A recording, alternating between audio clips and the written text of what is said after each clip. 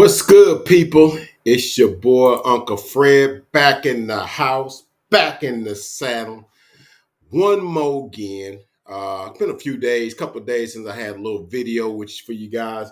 So on tonight's show, it's early Wednesday morning, right about now. But we're gonna talk about a couple things here. So the NFL owners are in the owners meeting, Orlando. And of course, Jerry has some things to say uh, about eventually Dak not getting an extension. Newsflash, right? Uh, maybe some leaked information on that. Maybe we're going to have to do more with less. That got said too.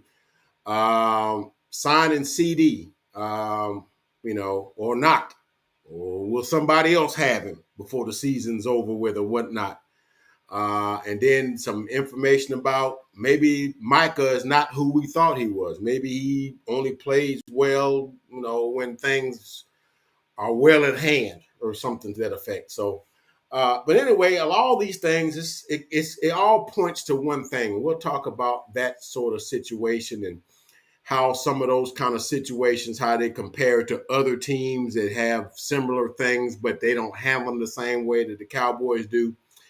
And on some, as well as some of the other things that's going on in the owners' meeting, they made two rulings, rule changes in the NFL that's going to be applicable to this season. We're going to talk about that too. So just hang on tight with your boy. We'll be right back talking about that and plus a whole lot more. Hang tight with your boy.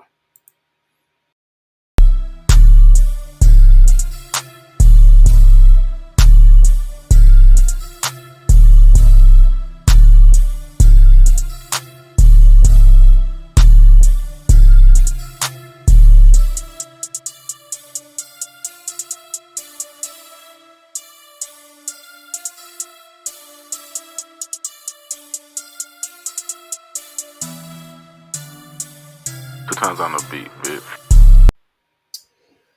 Again, what's good, my people? Welcome to the Uncle Fred Show.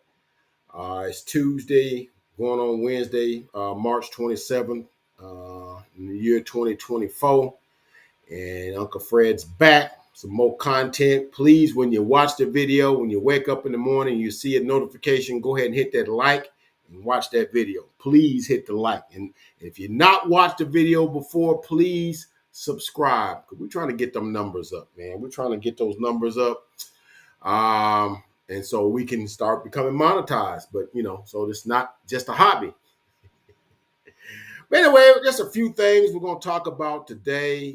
As I said before, the NFL owners are in the owners meeting in Orlando, Florida this week. And, of course, Mike is not there. So that means he won't be around for the big wrap-up video, big wrap-up photo op at the end or whatever. But, whatever. I think Mike's been to some of the pro days and the stuff that's going on. I know he was at Alabama. There was some other colleges that had pro days.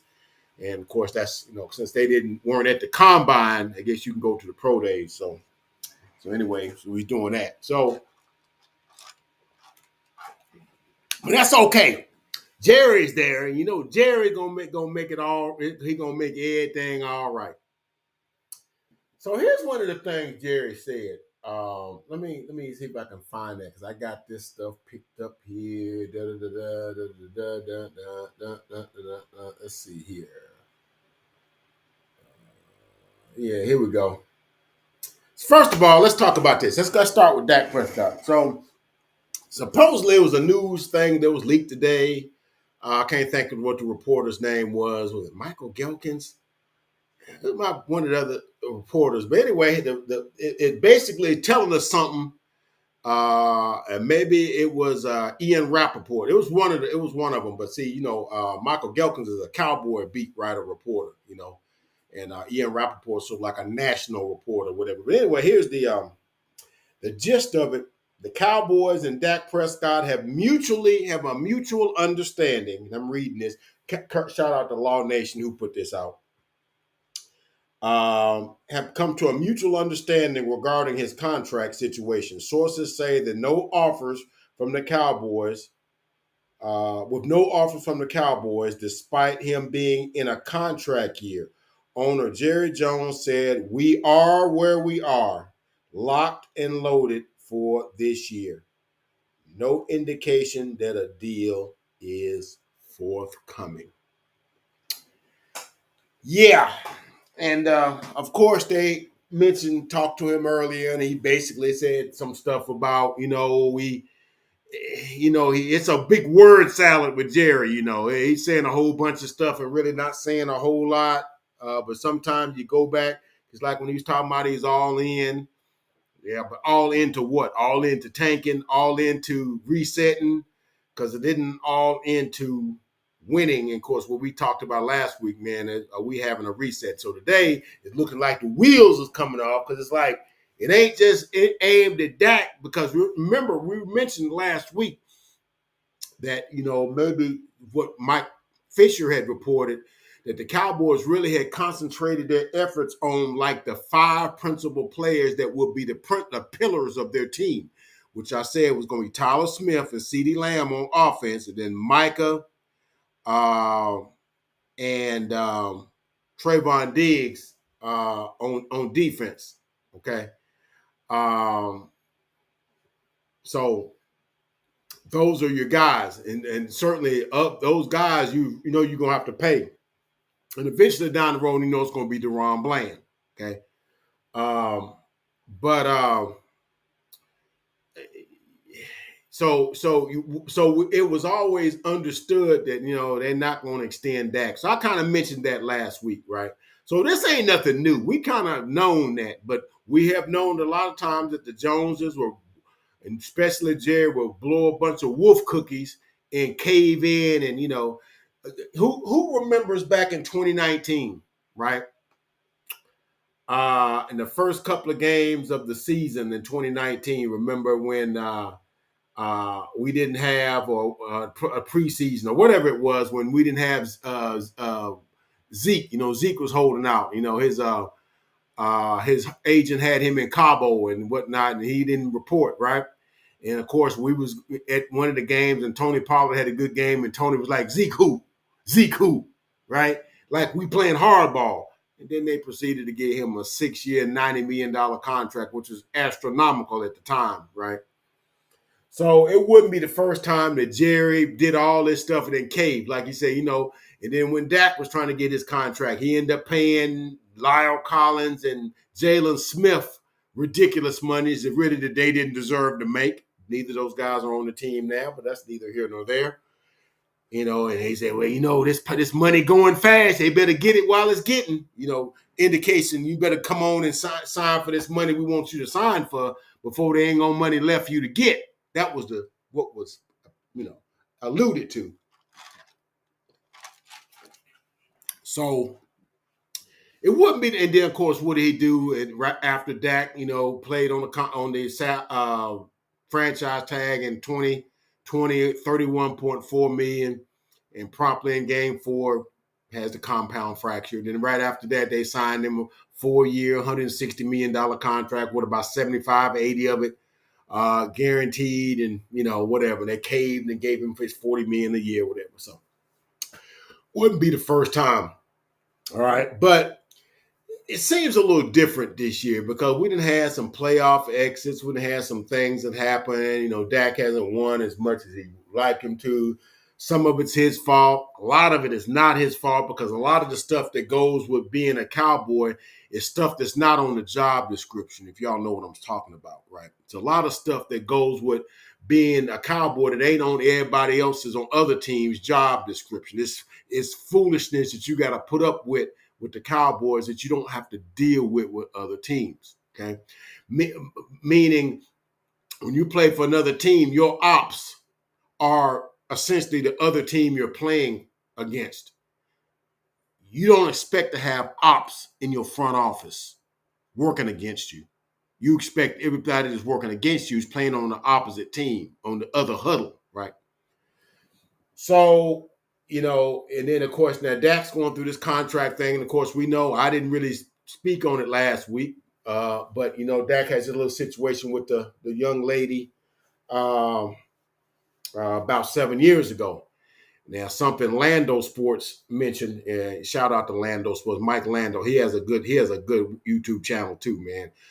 I always say, man, support the local cowboy, independent cowboy content creators, which I'm a small one, but these guys give you, good information, man. They don't give you the watered down information that the 4-letter and 3-letter networks give you, right? And I'm gonna give you an example of that here in just a minute, okay? But he said it wouldn't surprise him if the Jones discovered that woman. Now, I'm not saying that happened, but how hard would it be for a multi-billion-dollar corporation to, I don't know, find some person that you had a disagreement with some years ago and encourage them to come forward and give them a platform to tell their story? They was on 105.3 The Fan. They gave that woman a platform to say Dak did some stuff, and of course they extorted him for $100 million or whatever the case. I'm not gonna really spend a whole lot of time on that because that's in litigation and stuff right now. But Mike Lando basically said, how hard would it be for a company like the Cowboys that's worth, I don't know, 11, 12 billion, wherever, whatever publication you read as it relates to their worth. How hard would it be to gather the information and the resources to find out what they need to know about one of their employees? People that's watching my videos, trust me, if you work for one of those big time corporations, trust me, your employer knows more about you than you think they do. They probably know the internet sites you done visited, your search history. They probably know that stuff. And they're looking for an opportunity for you to slip up for them to bring that stuff up on you. I'm just saying that's the kind of world we live in now. And people are cutthroat now, okay?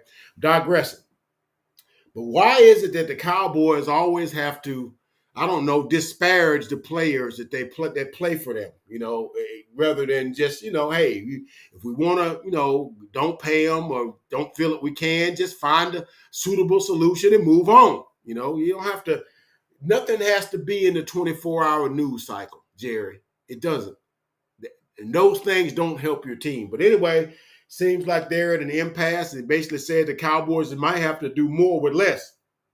Well, it's something Mike Fisher said today or yesterday. He said, that's just a pipe dream. You can't do more with less. If you weren't good enough to beat the Packers last year in the playoffs with what you had with a full team and nobody really injured other than Gilmore, how can you lose 9 players off of that team and replace them with draft picks and undrafted free agents? We talked about that too last week too, and feel like you're going to be better. Do more with less, right? Oh, well, maybe so. But anyway, that's not news to us because we've been knowing ever since a couple of weeks, 3-4 weeks ago, that the Cowboys are in a reset sort of mode, and that maybe they won't sign Dak. That's been alluded to. But like I said, there's been times that they played hardball, and then, let's stay tuned and see what happens. Of course, now a lot of people that are, in the anti-Dak corner, which I'm not all the way in the pro-Dak corner, but I'm just saying, dude, the quarterback is the hardest position on the team to field, because there's such a learning curve.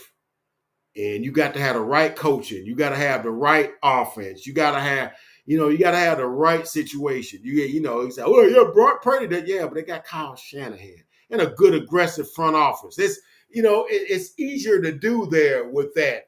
And they go and get people when they need to get people. They went and got Christian McCaffrey, Javon Hargraves, Randy Gregory, Chase Young. They went and got guys, John Lynch is not afraid to go, make things happen, and when they thought they wanted Trey Lance, they traded up a bunch of picks to go get him. That's aggressive. Cowboys would never give up draft capital to get a guy that they wanted. Would never do that. Well, we don't want to mess up 2027 and 28, 29. We don't want. And sometimes you got to give up something in the future to have something now. And I know that's contrary to You know, when we're trying to build wealth, you do have they tell you about giving up something now to have something later. But in this pro sports world, it don't quite work that way. You know, you give up tomorrow so you can win today, and let tomorrow kind of take care of itself. You know, so I don't know. We're gonna talk about it. We'll talk about it, but that wasn't news to us. That's been plugged into the Cowboy Independent uh, uh,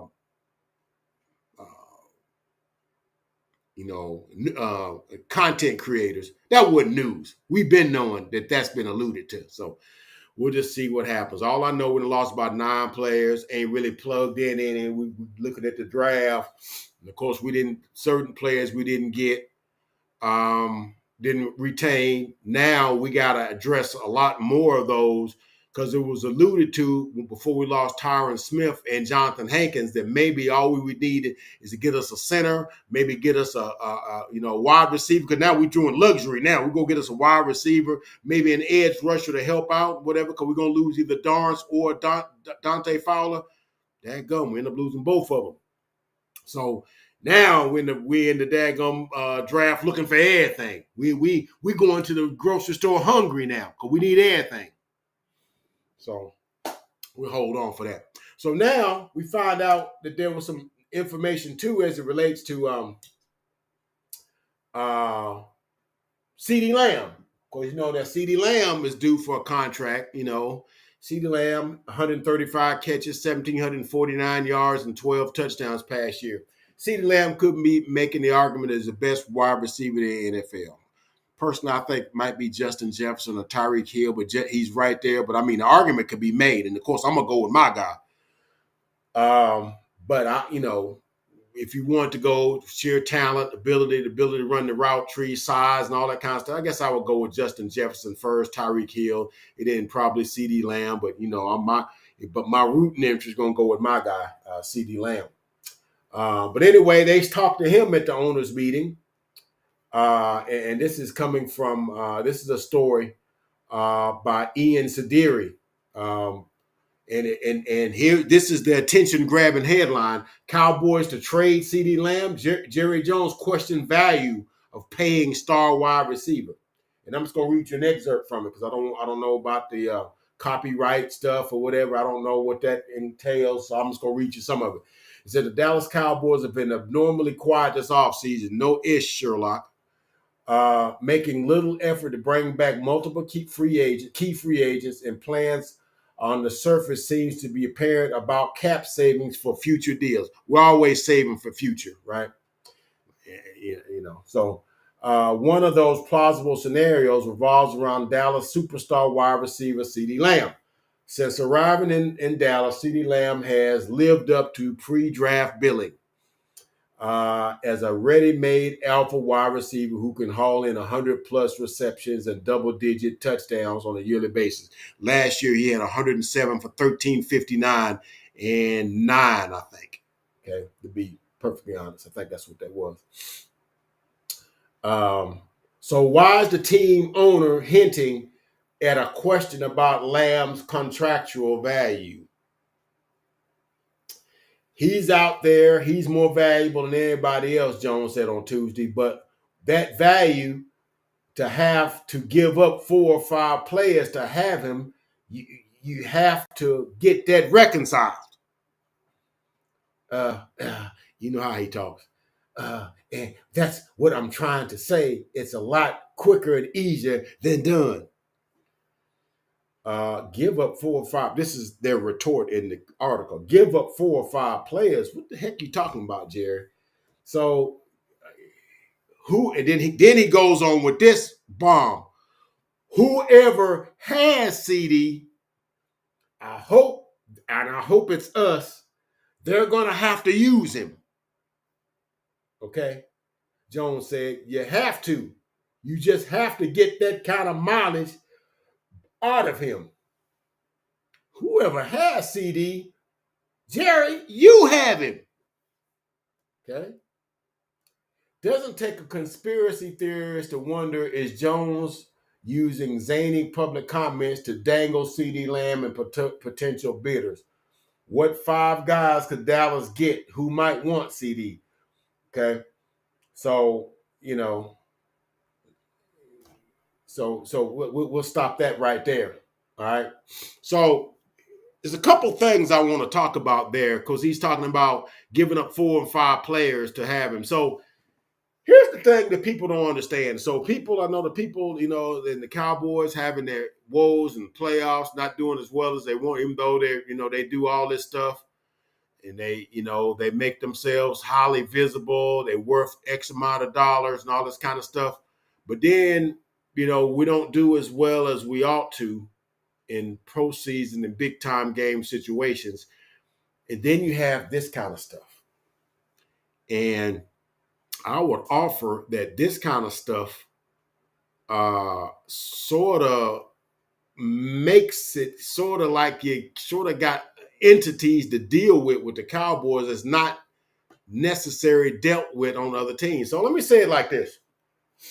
So we know if you tuned into the Cowboys brand and understand, if you listen to the Cowboy content creators, you understand there's a mindset. And I was telling a friend the other day that, what moves the Cowboys, man? I said, well, I wouldn't expect them to make a lot of moves because we just don't move that way. We don't move a lot. We make like certain like mid-level strategic moves in free agency. We'll go get a CD, a Cooks or a Gilmore for compensatory picks that we, were given for Connor Williams and was it Lyle Collins? Maybe I'm not sure. And so we was using them to get, good, solid players, starters for a team. It's a good player. Or getting Anthony Barr the year before getting Keanu Neal, Jaron Curse, and Malik Hooker, and guys like that, and guys that can fill in and get, play for you. We don't go and get we don't go get guys, like Saquon Barkley or guys like, we just don't do that. So I said, no, I understand the mindset of our guy. Our team, we just don't do that, right? We choose to fill our team with the draft, right? But here's the problem with that. If you draft and you draft well, and you so happen to hit on some of them drafts, well, dadgummit, at some point, them dudes gonna want to be paid. They can't play the balance of their career on their rookie salary. Okay. The Cowboys act like Dak Prescott was asking them for, for his firstborn kid. Dak played for $680,000 for his first 3 years and $2 million his last year. So it's basically like $3-4 million in 4 years, while you made millions and billions off of him. And now it's time for him to get paid. That's just the way that works. CeeDee Lamb made about $2-3 million every year. He made about $17 million this past year. It's time for him to get paid. He's made, rookie scale money for the past 3 years. It's time for him to get paid. And that's just what you got to do. Since you don't spend money on free agents, well, dadgummit, you got to spend the money on the guys that you groomed and drafted. I mean, what are we doing here? Yeah, CeeDee Lamb's going to garner 20, 25, 28, $30 million. If Calvin Ridley and who's that other guy? It was in this article. When you see what Calvin Ridley got and Michael Pittman, they got deals around 20, 23 million. CeeDee Lamb about twice them dudes. So yeah, 25, 28, $30 million. The deal shouldn't even start less than 28 million because, Devontae Adams and Tyreek Hill made that money a couple of years ago. That thing just going higher and higher. Okay. That thing just going higher and higher. Okay. So, I don't know. I don't know. I don't know what he's expecting, right? So he's seen to be dangling out that, CD might be available. I mean, what's the purpose of drafting dudes and they become? Now, I admit they had an issue that they got 2 dudes that end up being studs in the same draft, and then back-to-back drafts, you're going to have guys that's going destroy the market, man, because you're going to have CeeDee Lamb going to be one or two top paid players at his position. You got Dak Prescott opting to be the top paid player at his position. And we know that Micah Parsons, when he signed his deal next year, going to be the highest paid player at his position, right? So they kind of got a thing where, you in 3 years, in 2 years, 21 and 22, and 20 and 21, excuse me, 3 players drafted in them 2 drafts, because you drafted well, they getting ready to get paid. And, if you play well, then they play well. That means your team should be doing well. You should not have a problem with paying them. But the fact is they came in back-to-back years and 2 of them in the same draft. I can understand why that would be a problem, right? But for a team that makes its living just draft and develop, so if you only draft so-so and then sprinkle some free agents here and there, maybe all them contracts wouldn't be coming, all them hens and roosters wouldn't be coming to roost at the same time. But anyway, so it seems like they trying to. Then that other thing he says that whoever has him gonna have to use him, and get that mileage out of him. So that kind of speaks to the Cowboys, which is something was sort of unsaid. But I've always thought that the Cowboys feel like if we pay you, you got to play. Meaning, we got to put you out there. Was that told to Michael Gallup that once he got paid $13 million a year, which I felt like was a retaliation contract for their upset and them being mad at Amari Cooper that, we just overpay him and make him be better than Amari Cooper by how well we pay him. And he never was the same dude because I felt like they put pressure on him to come back and start game 1, even though he got hurt in December of the previous year. Could that have been the same thing they told Terrence Steele? Same thing they may have told Tony Pollard. All 3 dudes was hurt when they paid them. Okay, if we pay you, we got to play you. So that means while we kept seeing them running Tony Pollard into a brick wall, even though those conditions were not conducive to the skill set that he has. It's sort of like if we pay you more, you're supposed to be more due to the fact we pay you a higher salary. That's supposed to elevate your play status because we're paying you more. Those things are not, don't necessarily correlate. But Jerry kind of alluded to it in this comment. Like, if we make that commitment, we got to get that mileage out of you. Okay? So we'll stay tuned for that. But what I'd like to know, man, is why don't other teams, when they have contract things going on with their teams, you don't hear the owners or the GM or none of that stuff saying disparaging things. You don't hear nobody bringing up stuff they did in the past. You don't hear, because when before they signed Trayvon, they was talking about him not paying his lease, or he, about to get evicted or something. It seemed like I heard something about that got leaked out. That stuff comes from the Cowboys, Now, anybody that knows the NFL, the Minnesota Vikings have been in contract negotiations with Justin Jefferson. Cincinnati Bengals have been in contract talks with Jamar Chase and also with Higgins and all them dudes, But you never heard them talking about them dudes openly. It's just, hey, we working on this behind closed doors. When we come up with something, we'll let y'all know. And it's done with. You ain't heard nothing about Justin Jefferson and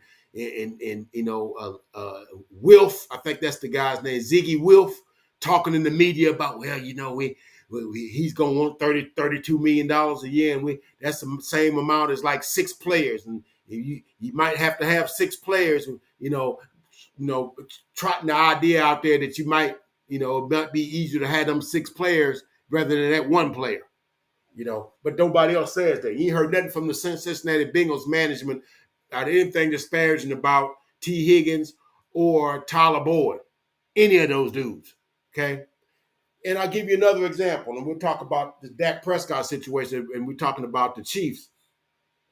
Now we know that the Chiefs won the Super Bowl last year. We know that Patrick Mahomes, pretty much has one of the most lucrative contracts in all of sports, right?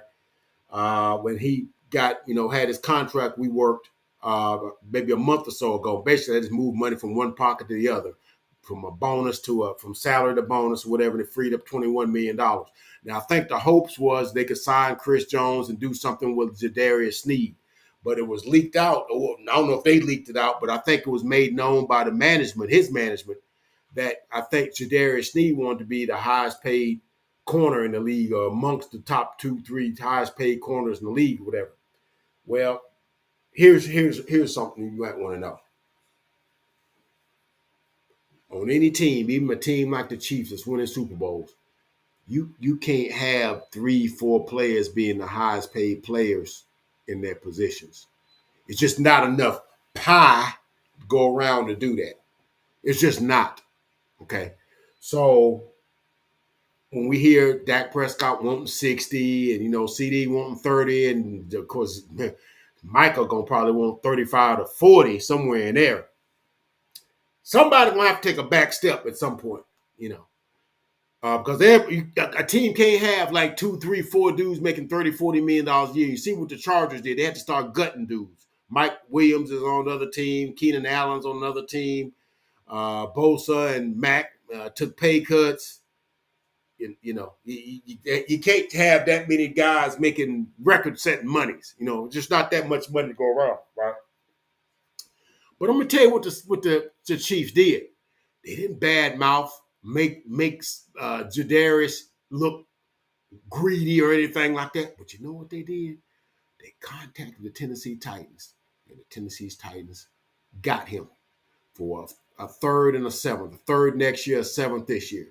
Now, you might ask yourself, you mean tell me an all-pro corner? Because Jadarius Sneed was like that last year. Okay. They only got a third and a seventh for him? Well, that kind of is a wink-wink kind of deal, because everybody knows because the Titans going to have to pay him too. So if you're a team, you don't want to give up premium draft capital and still have to pay him. I think he signed for like $19 million a year or something like that. I don't know the contract details. I guess I can just find it out.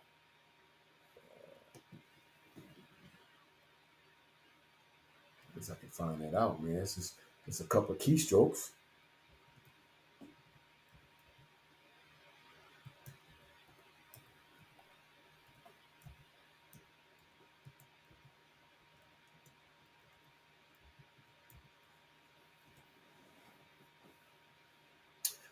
Okay, Jadarius Sneed signed a 4-year, $76.4 million extension with the Titans, which includes a $55 million guaranteed and a $20 million signing bonus. Okay, so that's what he signed for. Okay, but I'm gonna go back to something else I said, and I'm kind of out of sorts here in sort of like the order in which I'm talking. Because we talked about how the Cowboys feel like if we pay you, we got to play you, we got to get that mileage out of it. But that's how the Cowboys weigh. Other teams don't look at that like that. I'll raise to you the Carolina Panthers. Now, I'm going to tell you what the Carolina Panthers did in 2023. In the offseason 2023, they went and made a free agent dig, a free agent plunge, if you will. And they went and got Miles Sanders coming off a 1,200-yard season for the Philadelphia Eagles. Eagles chose not to re-sign him, and signed Swift from the Detroit Lions, and they kept moving, okay? Let me tell you what they signed Miles Sanders for. The Carolina Panthers signed Miles Sanders. I'll get it here pulled up here. They signed him for to the richest free agent deal of any running back in that particular offseason. He signed a 4-year, $25.4 million contract. I think he had about $11 million signing and I think $13 million and $12 million at $11 million at the signing. Okay. And so that's like a high And I think one of the things says 5 years and 29 million makes him the 30. I don't know. I gotta find this here. Anyway, yeah, 13 of it was guaranteed and 11 million of it is signed. Okay, I gotta read more. Okay, so with Jerry's adage, because we paid you, we got to get that mileage out of you. Okay. But even though the Carolina Panthers are a bad team, what did they go like 3-15, 3-14 last year or something like that? They already had a dude on their roster named Chuba Hubbard. About game 4, game 5, they benched Miles Sanders, even after giving him all that money. And they went with who? Chuba Hubbard. Chuba Hubbard, who they drafted in round 4 in 2021. Was already on the team. Okay. And let me give you Chuba Hubbard's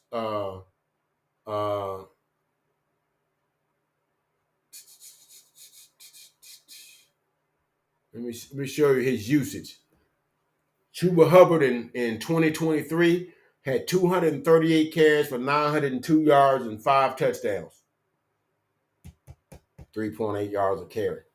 It's not great, but obviously the 238 carries, that's almost the same amount of carries as Tony Pollard, who had like 250, 270, almost the same amount of carries as him, right? And we know they didn't start the season with Chuba Hubbard. Then you go to Miles Sanders, his stats in 2023. You know, he signed a 4-year, $25 million, gave him 13 million cash in his pocket, 129 carries for 432 yards and 1 touchdown. So apparently, if this guy plays better in this system than this guy, we're playing this guy, even though this guy got paid more. That's what smart teams do, even though that team didn't do well. Okay.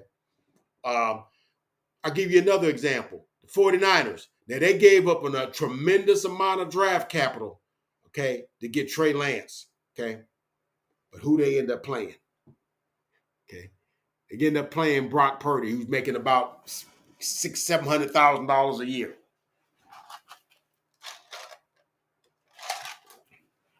They're still paying in draft capital decrease from that deal, even though he's on our roster. Okay. So sometimes you got to cut your losses. Like, you know what? We might have messed that up. Let's get it right. Now, I admit we did it right with Michael Gallup because I thought they was going to try to force feed Michael Gallup this year because he's making $13 million a year. But the Dak probably told him, and probably the wide receiver coach, Prince, was probably telling them, like, no, man, he some reason he's not getting. Let's just go with Cooks and CD and Jake Ferguson and just keep rolling. We'll get him in there on some formations and see, but we're not going to continue to try to count on him. So I will give them credit for that one, but. And then the thing comes out about Micah Parsons coming from Jory Epstein.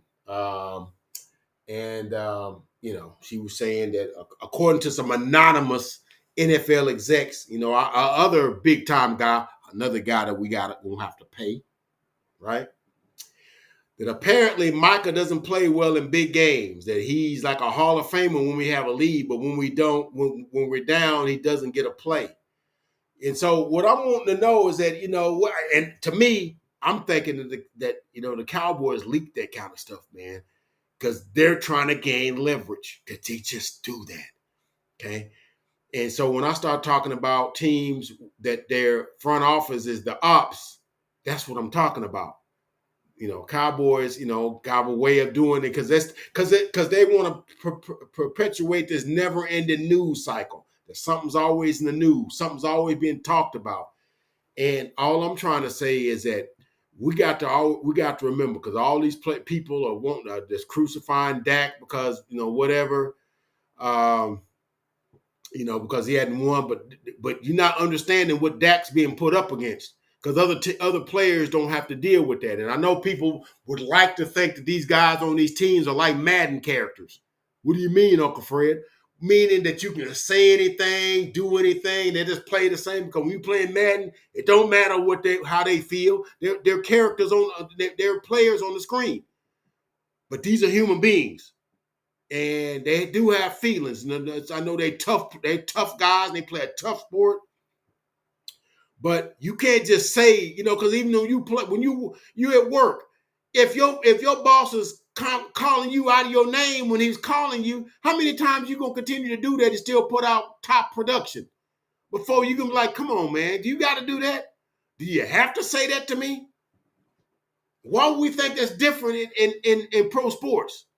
Oh, they should just be able to take it all and just, and I I'm sorry, man. I just think that we just do some things that just really don't have to be done, and I think players carrying a burden with stuff that really they shouldn't even have to carry it. I think that the weight of being a player and the pressure to play and the pressure to perform in of itself is enough without Jerry and Steven putting additional weights on your back to weigh you down. And then when you don't, aren't able to carry that additional weight over the finish line, then you got fans talking crazy and not looking at, that could some of this stuff be contributing factors to why we don't do as well? Because this didn't just happen in Dak Prescott's time. It didn't just happen in Tony Romo's time. It's been happening since like 1996.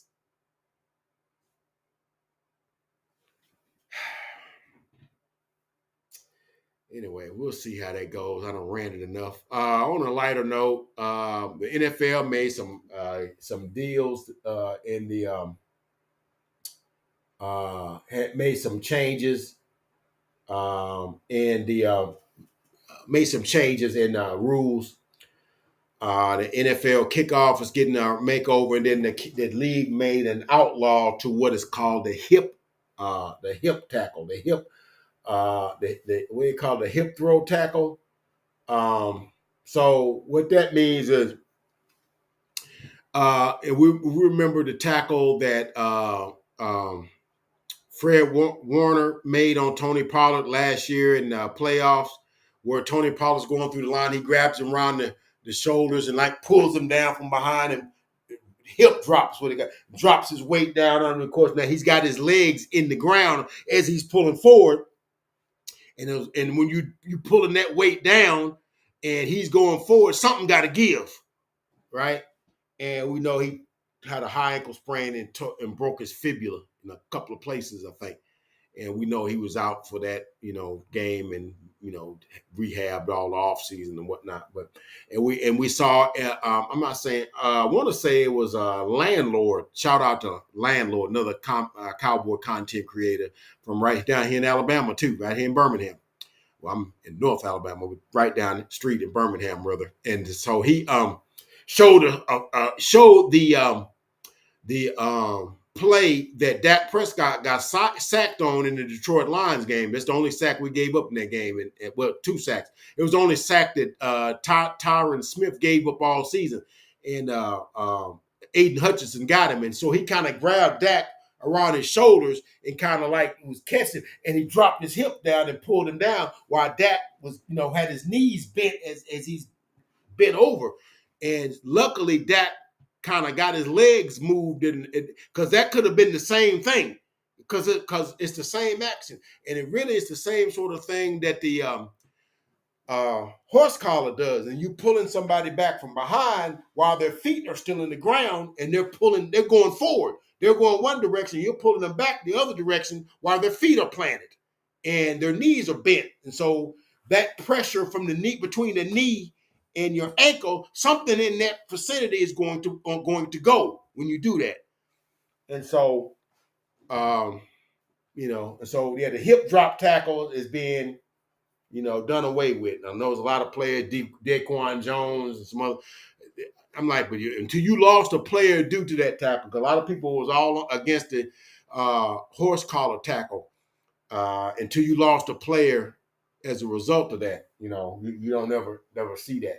And so you got that going, and then of course they made changes to the kickoff. The kickoff is getting a makeover. Okay, league is gonna because the kickoff has become like a footnote now. It's nothing. You kick off, and you got to kick it like we got in Brandon Aubrey. You just kicking that thing. He kicked that thing. He basically kicking field goals, right? So it comes out to the 25 or whatever, and you just play football or whatever, right? Well, now they got a set up now where the kicking team will kick from the 35, and will still be kicked from the 35, but the kicking team will line up at the opposing team's 40, which means it's 5 yards, and then the receiving team will be like 5 yards or so from there, right? The receiving team must have a minimum of 9 players lined up at the setup zone between the 35 and the 30-yard line. And it's going to be 2 returners back. Okay, so you got a setup, which we'll call a landing zone, which is like the from the goal line to the 20-yard line and the end zone. Okay, the receiving team must have a minimum of 9 players lined up in the setup zone, and then any kick that hits the landing zone must be returned. All righty then. Any kick that hits the landing zone, that means anywhere from the 20 on in, must be returned. Okay. While any kick that bounces into the end zone from the landing zone must either be returned or downed by the receiving team for a touchback out to the 20, which is like it used to be. Okay. Any kick short of the landing zone gives possession to the receiving team at its own 40. Okay. Any kick that hits the end zone is down as a touchback and comes to the 30. Got that? All right. And any kick that goes out of the back of the end zone is also a touchback to the 30. Then also, there's no more fair catches. There are no more, and here's something that's kind of important too. There are no more onside kicks until the fourth quarter begins and the team is trailing. And I think you got to let them know that you're kicking it, which is crazy to me. And onside kick rules will apply. Kickoffs after safeties will be from the 20. The kicker have the option to use a tee or not use a tee. And so this change was confirmed by a source to Yahoo Sports. The play will feel differently and radical because it doesn't look like the typical formation we had before. This is something that they borrowed from the XFL, but now it's going to be the UFL. The XFL and the USFL have combined.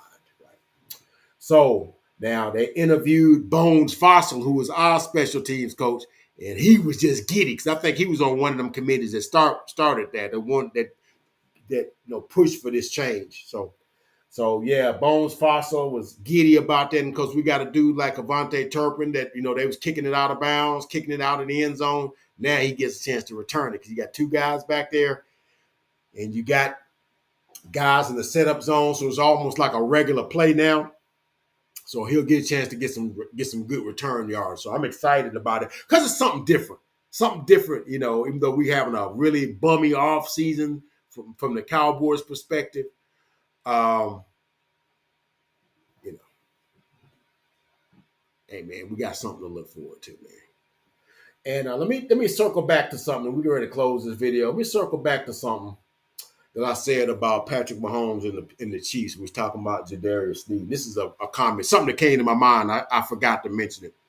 So Jadarius Sneed signed a 4-year, $76 million contract and stuff like that. Now I don't know what the contract impasse was with the Chiefs, but if it were me and I'm Jadarius Sneed and I understand Trent McDuffie is coming, and I know they just signed Chris Jones to a $31 million contract, and Patrick Mahomes is making about 50-something million a year and whatnot, and that Travis Kelce is making 16, 17 million, which is high for a tight end. That's going to be revisited soon too. And you got offensive lineman, Creed Humphreys coming, and all these kind of guys is coming, right? And say the Chiefs offered him like a 4-year, $68 million contract, was like 18 million, 16 million a year, something like that. And theirs is like 18 million a year, 19 million a year, whatever, 4 and 77. I think it's like 19 a year, something like that. and they was offering you like 17, 16, 17, dude, I'm going to take that money from the Chiefs and stay rocking with the Chiefs and keep this thing together and see how many of these things I can win. Because you might go, and I understand that the Titans got some nice things going. They got our running back, Tony Pollard. They got, offensive line. They got John Schmitz, Peter Sharonsky, excuse me. And they end up getting Calvin Ridley. They got D-Hop on the other side. And, I think they got Jonnu Smith, if I'm not mistaken. I want to say they got Jonnu Smith back. But you got Will Levis, and then you got Kenny Pickett. Okay, not Kenny Pickett, but Mason Rudolph. I'm sorry. Okay, I know it's one of these quarterbacks from one of them Pennsylvania teams, and you just don't know what you got. They lost some guys, lost Shaheed as a linebacker, and they lost another defensive player too. I can't think who it was. They lost another player. Man, they may do all they can do, may not win, but 9, 10, 8, 9 games. And with them players with the Chiefs, you might win a Super Bowl every year. You in contention every year. And so that's the message I would try to convey to Dak. Like, dude, you don't have to get, and of course that's reported that he wants 60. Because it was reported that Lamar wanted a fully guaranteed contract. He said, I ain't never said that. So it was reported that Dak wants 60. I ain't heard that come out his mouth. Okay. I know the current stipulation is about 54, 55, somewhere in there with the last contract. I don't know if that was a Burrow or I get them mixed up with who was the last one. So the next one gets the next incremental step. They just put 60 because that's a nice rounded off number. But, say we take 50, 52, 51 and, make, some deals here, there, whatever, and make it where you can, of course, now we know just because he makes that happen with the Cowboys that don't mean they're going to do the right thing with the money because they kicked money of his down the road in 21 and 22, and I don't remember a single free agent signing that they did with it. Just like they didn't do anything in the 4 years that Dak was making $680,000 a year. I don't remember no big free agent signing they did. So that's always the argument why you don't tell players to take pay cuts or tell players to take less money because just because you give the team money, and this goes to my man from the Odd Couple, Chris and I can't think of the other guy's name, but he always said, "No, man, don't give them guys no discounts because they ain't. Who's to say they're gonna do the things they're supposed to do with the money that you give them, with the savings that you get them? Who's to say they sign anybody with that, right? Because you don't know. You just don't know. Rob Parker, that's his name, Rob Parker. Okay, who's to say that they're gonna do that? So it goes both ways, but at the same time, ain't but so much that you can do. Everybody can't make 40 million. Somebody gotta go. And just like the Chiefs had to get rid of Jadarius Sneed because he wanted to be the highest, or reported, kind of alluded to that he wanted to be the highest paid corner. And if he pays the high paid corner, and Chris Jones the highest paid defensive player, Patrick Holmes one of the 2 or 3 highest paid quarterbacks, Travis Kelce the highest paid tight end. Dude, at some point, everybody can't be the highest paid, and then you field a suitable team around you. Or you just can't do it because it's salary cap limitations, right? So that's what you gotta look at. So yeah, if you know Micah is coming, CD's coming, yeah, I mean they can't pay everybody. That's come on. We want to keep this thing rocking, But anyway, that's all I got, man. Are the wheels coming off? I don't know. We're going to see. This is a bad one of the worst off seasons I done seen. We're going to see where this thing goes. Jerry's talking in the media and all these things getting leaked out. It's hard being a Cowboys fan right now. That's all I'm going to say. Hard being a Cowboy fan. Last thing I'm going to tell you guys, please like, comment, subscribe, come a part. Uncle Fred Sports Experience. Guarantee you will not be disappointed. That's all I got. God bless. Catch you guys on the next video.